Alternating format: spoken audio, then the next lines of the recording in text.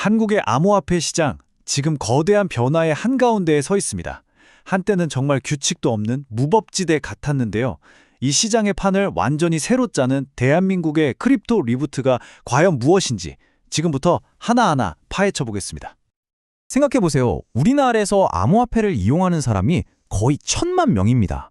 어마어마한 숫자죠?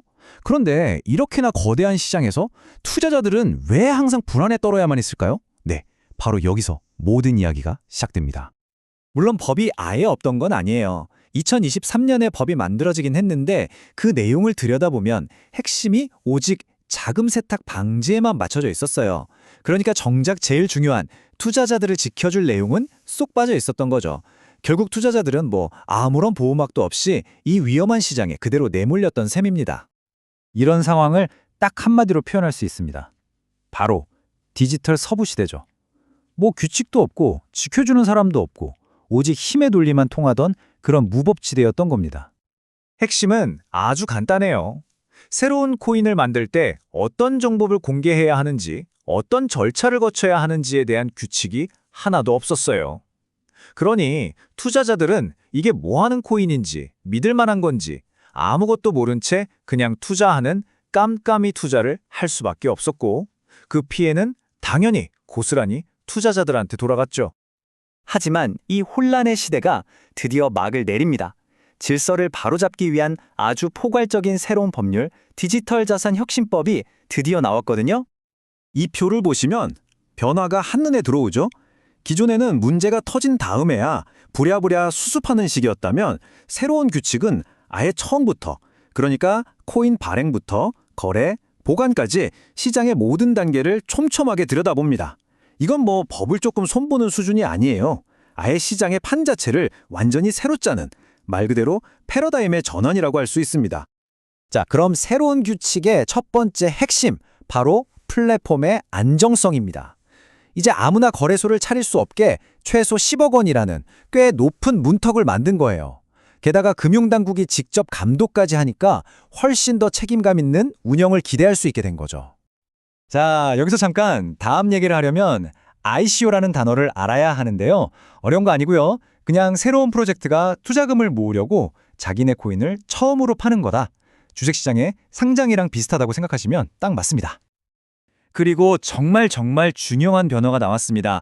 한동안 꽁꽁 묶여있던 ICO가 다시 허용됩니다. 와, 근데요, 예전처럼 막무가내로 하던 그런 ICO랑은 차원이 다릅니다. 아주 엄격한 안전장치가 같이 따라왔거든요. 바로 이겁니다. 이게 새로운 규칙의 진짜 핵심 중 하나예요. 혹시 주식 투자해보신 분들은 다트 시스템 아시죠? 기업 정보를 투명하게 다 볼 수 있는 전자공시 시스템이잖아요. 이제 암호화폐 프로젝트들도 똑같이 해야 합니다. 사업계획서인 백서부터 시작해서 모든 중요 정보를 의무적으로 공개해야 하는 거죠. 정보가 없어서 당하는 일은 이제 없게 하겠다. 이런 강력한 의지가 보이는 겁니다. 자, 이제 새로운 규제에서 가장 복잡하면서도 가장 뜨거운 감자죠. 바로 스테이블 코인 이야기로 한번 넘어가 보겠습니다. 아니, 스테이블 코인이 대체 뭐길래 이렇게 중요할까요? 이 그래프를 보시면 바로 답이 나옵니다.